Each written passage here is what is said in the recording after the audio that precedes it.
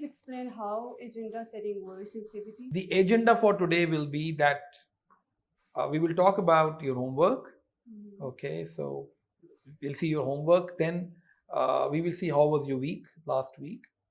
And then what will be the goal of today's session? Hello.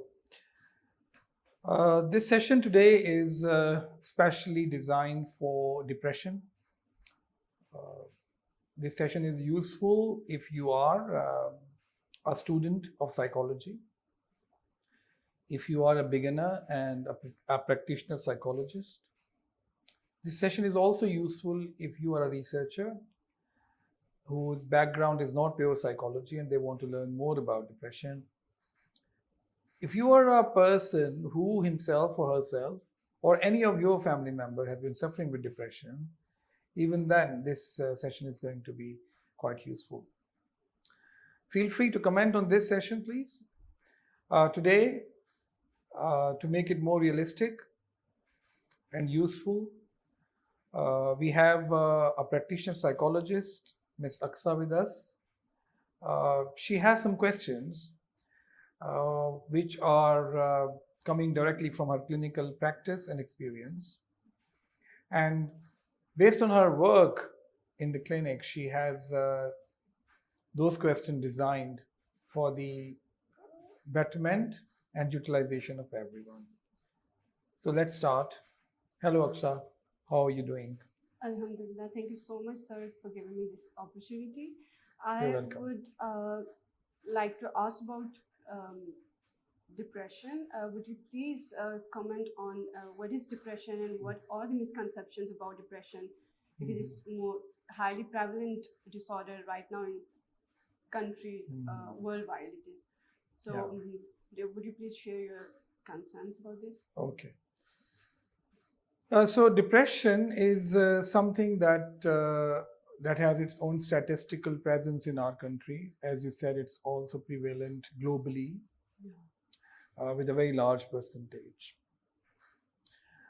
I will not go into the clinical details of clinical depression, the details about in terms of the medical model, because that's the field which I think should be left best to psychiatrists and the medical specialists. Nevertheless, it clearly relates to us. And the first thing that I want to highlight here is that the term depression is most commonly used, most widely misunderstood, and also sometimes I would say overdiagnosed. When I say overdiagnosed, that means that many medical professionals or psychologists or social workers, they can label people, they can under-label them or over-label them with depression. Why? Because the symptoms or comorbidity is so vast that it's very easy to mix it up. What I'm going to talk about today are those cases where the depression has been diagnosed either through a DSM criteria or it has been diagnosed by the clinical experience of the clinician. How depression is being treated in a psychological setting is very important.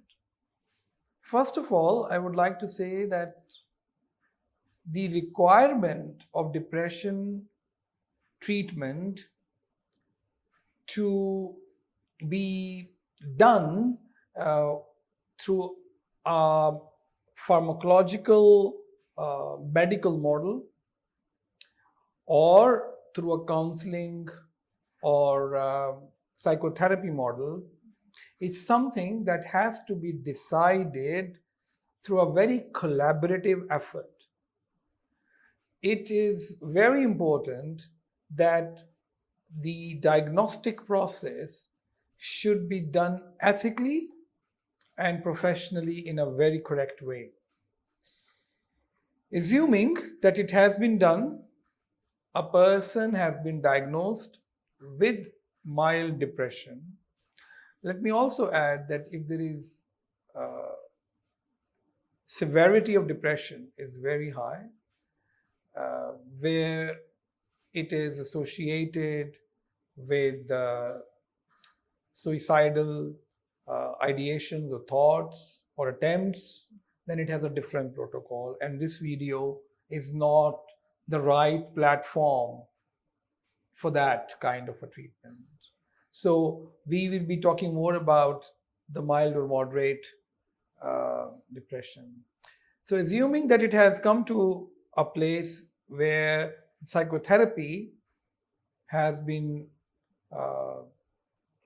it has come to the client has come to our clinic, and we see that it's a treatment of depression that we need to do, then the model that we use on CBT will be implemented. So why we use CBT is a very important question that I think will explain in itself that why we want to use it.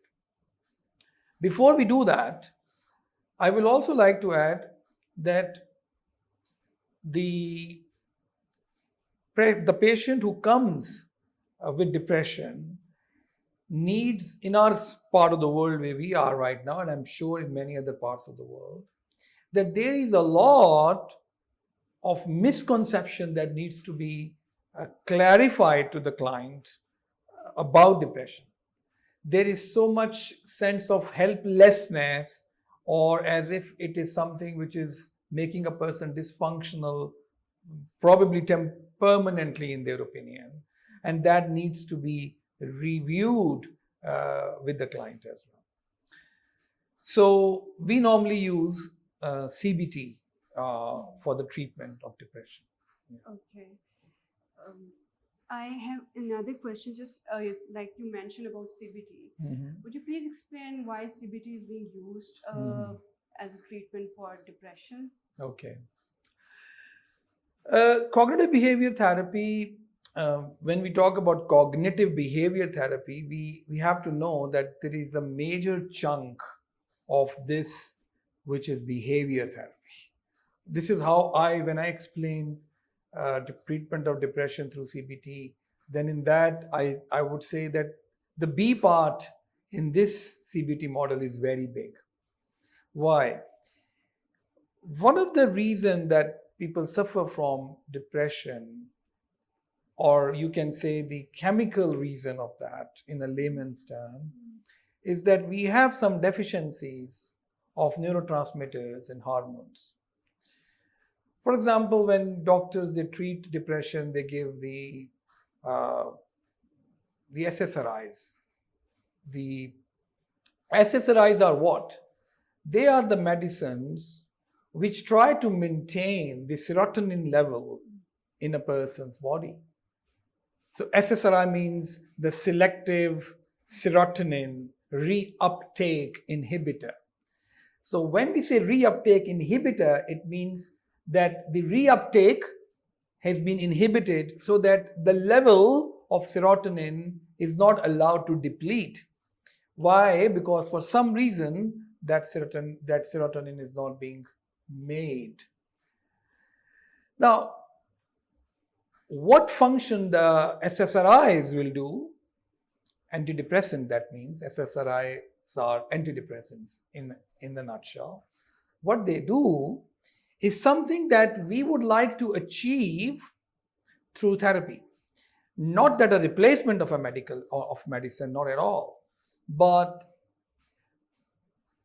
people who have depression, for example, and I'll give you a very crude example. A person who's been depressed, who comes and says, I always feel like sitting on a sofa, or I'm always lying in my bed, I don't feel energy to go and move, I just want to be sitting there. I have isolate myself, or I have no energy. So there is a word energy that comes in, or I don't want to do something. Now, even for these people, they have to drink water from a refrigerator. they would want somebody to do it for them. Mhm. Even if they have to pick up a remote control which is lying farther away from sofa, they may not find themselves ready enough or energetic enough to and grab it. So what we mean to say here is that a lot of depression that is existing in our model of society is coming from lack of activity as well. And this is the biological model that I really want to refer to. A lot of clients, they are coming to us because of their lifestyle. They have indulged themselves into a routine that is itself depressive. I'm not saying that their body functions are absolutely normal or they don't have any problem and it's only because of the routine that they are depressed. No, but the routine is actually, instead of supporting and acting like an antidepressant, is rather contributing for them to become more depressed. So it could be their diet, it could be their sleep, especially if their sleep hygiene is not there, or they are sleeping very late, waking up very late or early, not getting enough sleep.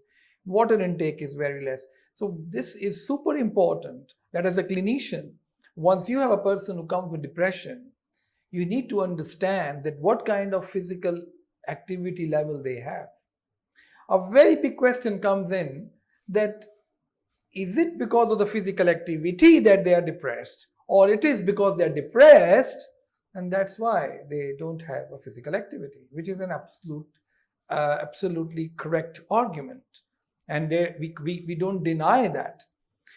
But what example I want to bring here is that how CBT helps is that when a person picks up a phone or get referred to a psychologist and they come for the session, you will find out in your practice that those people for the session are pretty motivated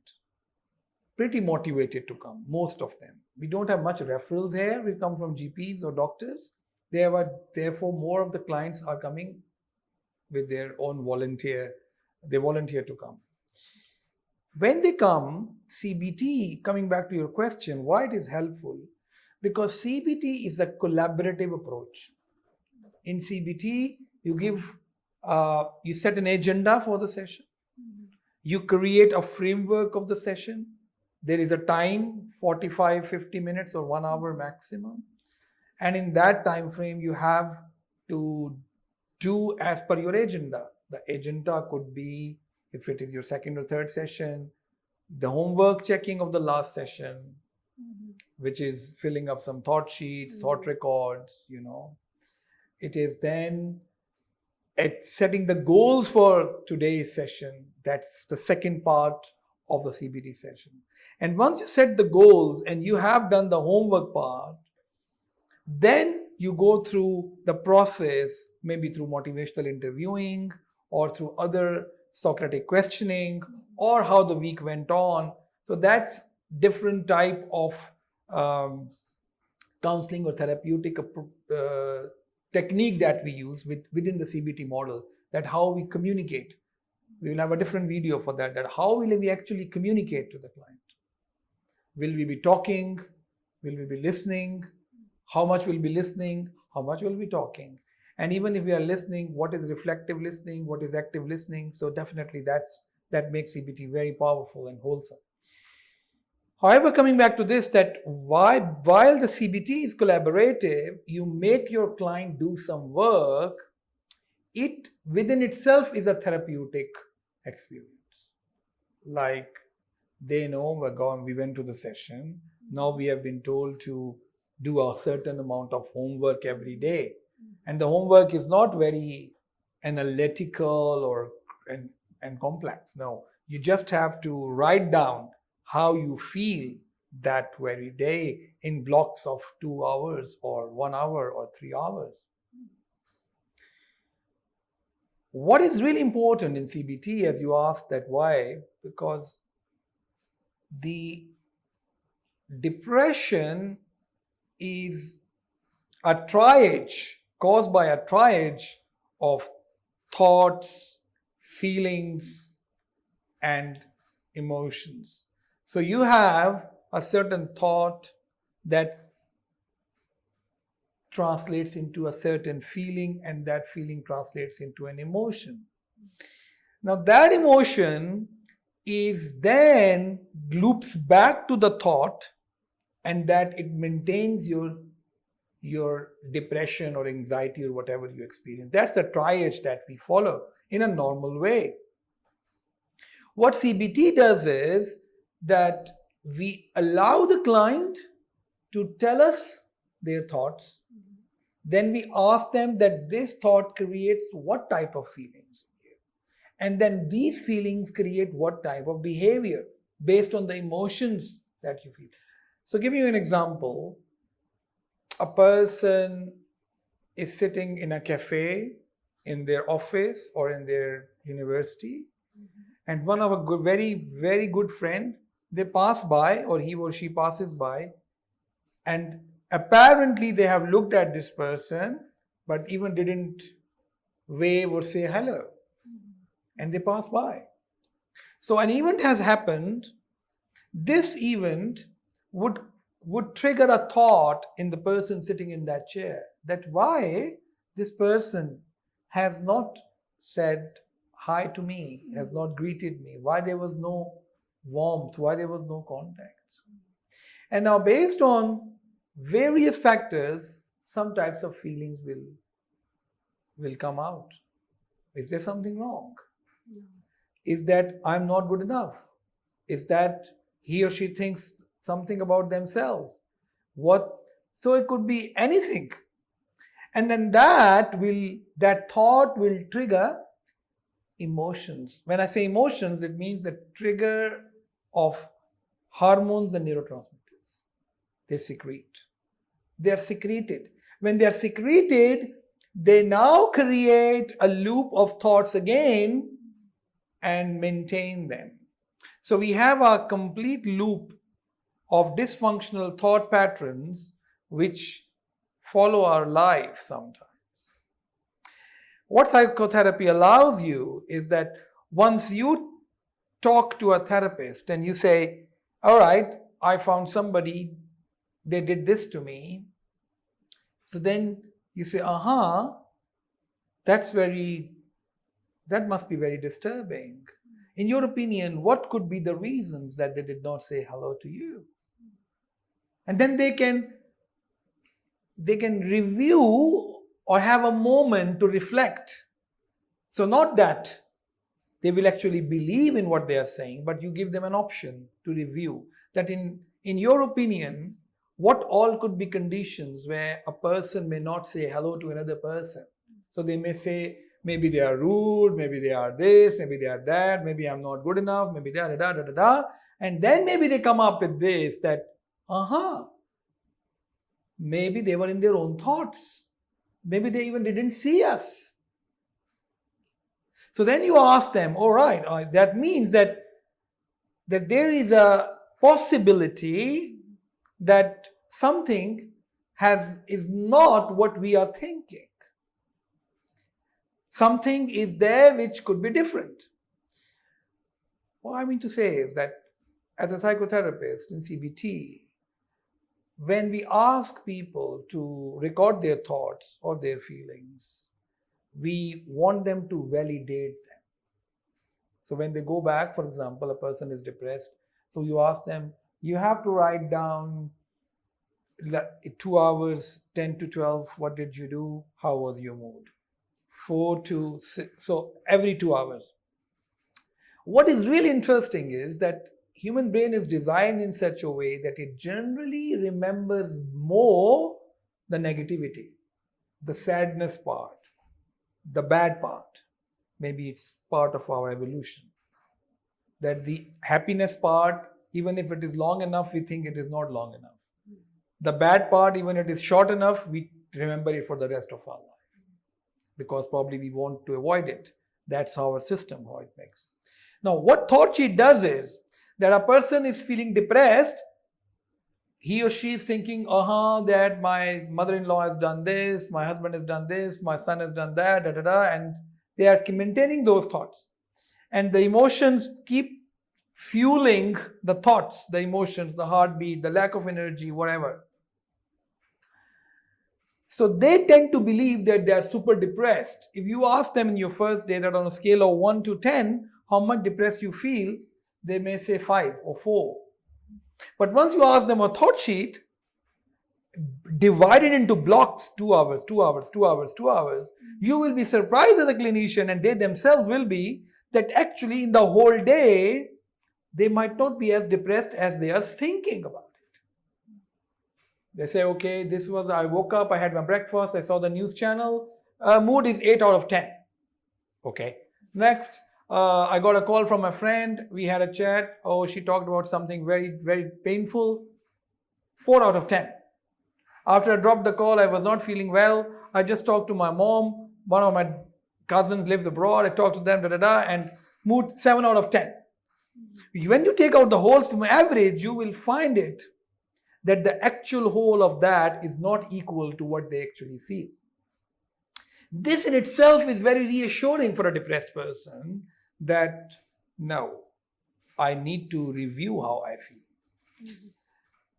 The last thing that I want to talk about, especially in this part of CBT, is that we would like our clients to get on their feet. We have to jumpstart them.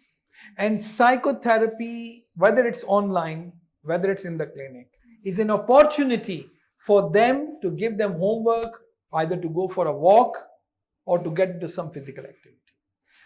And they have to be psychoeducated that how this physical activity will increase or improve their mood hormones, the mood stabilizing hormones, or the serotonin levels. And you will see that although it's difficult, your client can come back and say, no, we could not walk. That's fine. As long as they are aware that this was something that. One thing more I want to highlight, that depressed people also should learn the definition of accountability. They need to be more accountable of their own action. One of the reasons that they feel more depressed is because they think they're helpless and the rest of the world is doing to them. They don't feel themselves accountable and responsible for the actions. So they don't feel themselves accountable or responsible for their actions. So we, through that, make them that no, you still are accountable and responsible. Whatever you feel, if you're not walking, if you're not doing your homework, then this is not the world which has done to you. This is something that you need to do yourself. But as a clinician, you need to be more supportive. I want to tell you one more thing here, that when they come and they tell you we didn't do it, we didn't do the homework, or they turn up a bit late for the session, or they miss their commitment, your response to them has to be different than the rest of the world. So that's why a clinician's own emotional limitations should not come in the way. The unconditional positive regard. So this is a model that they have available, that this is how you react to others' mistakes. That you made a mistake, another person said, all right, it's fine, no problem. Let's find out how can we do it better next time. So that's something that's also very therapeutic in CBT. So putting them into action is very important. That's what I really wanted to say. Yeah. Okay. So you have so beautifully explained how CBT works in depression and how it works for the clients. You mentioned about agenda setting in CBT. Could you please explain how agenda setting works in CBT? Yeah. Okay. The agenda setting is something that is as important for the client as it is important for the clinician. Because the client who is coming for CBT, he is suffering, whether it's coming for depression or any other anxiety disorders, they are suffering because their life pattern, for many reasons, but one of them is that they need help. We would like clinicians, just like a lesson plan, they need to be ready that what they are going to do in the session. What CBT does is, or CBT, why I like this approach, because it is quantifiable. It's measurable. It's measurable not only for the client, but it's measurable for the clinician also. That how much, if I have to measure a clinician's performance in a CBT session as a supervisor, I have clear lines that how the session has been conducted, how the time division has been done, how the therapeutic alliance, emotional connection, and all that has been established while maintaining in a framework.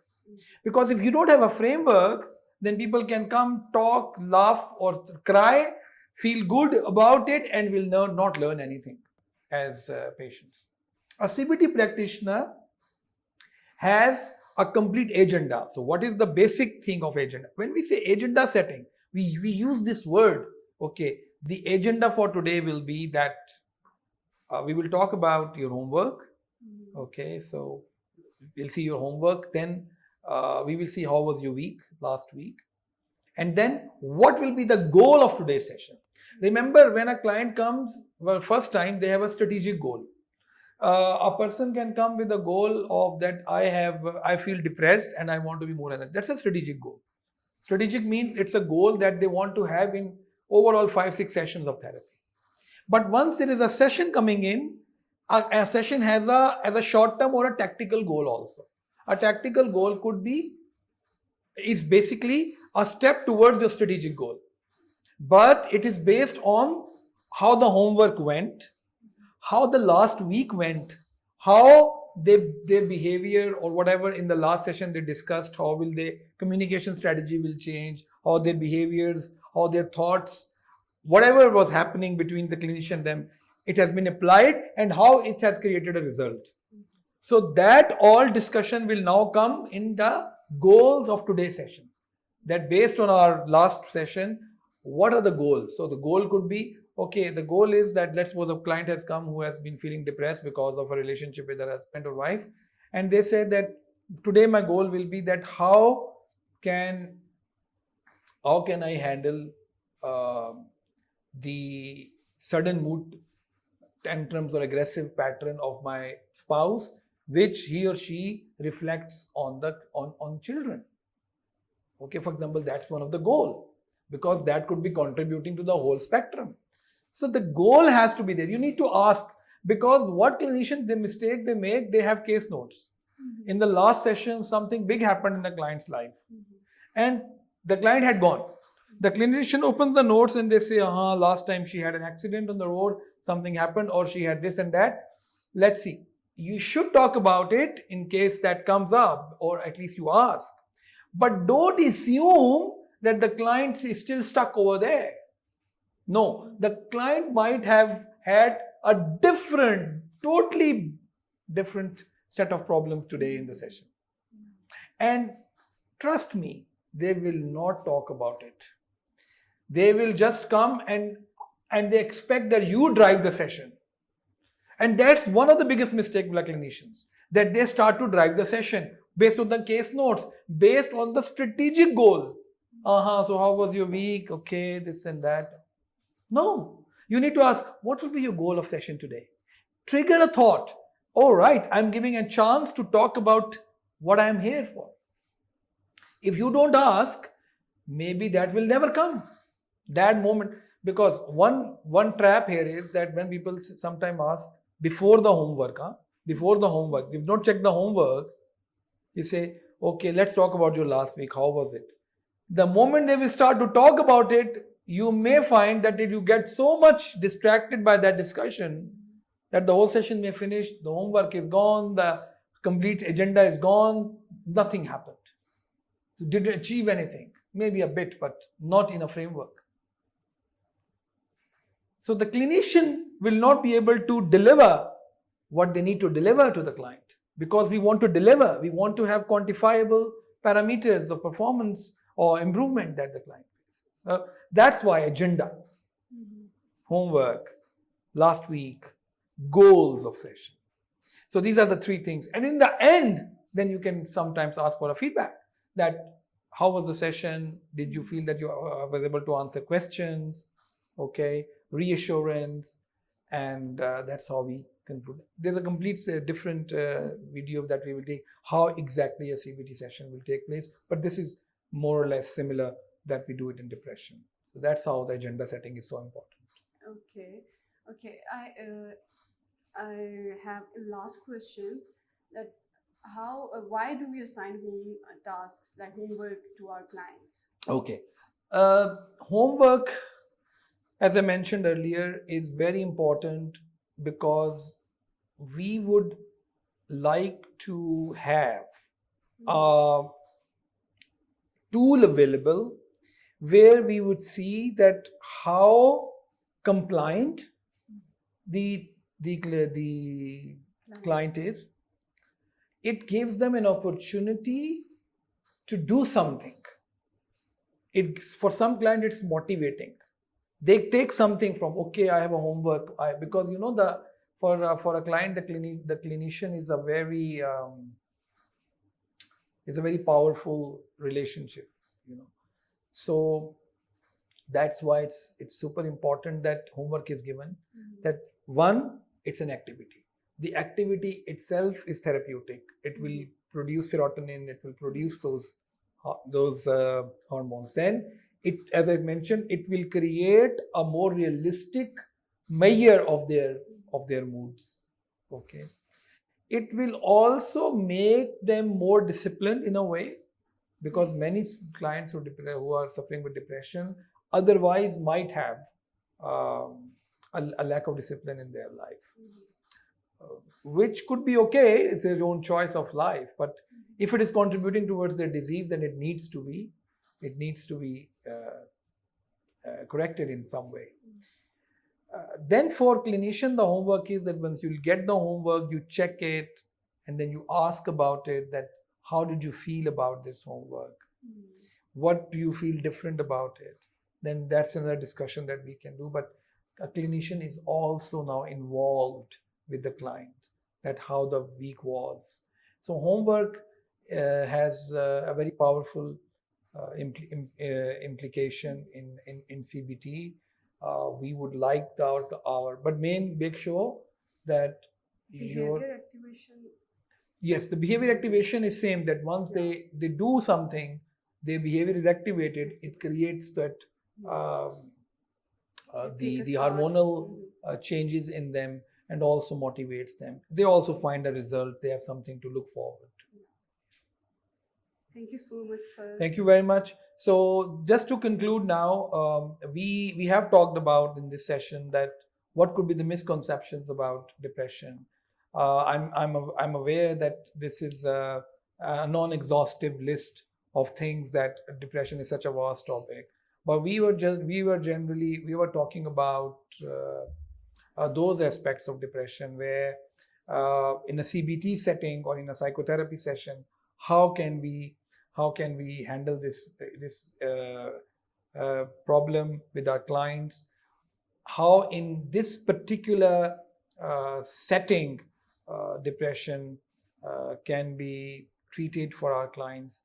What are the challenges to clinicians? What are the benefits of CBT?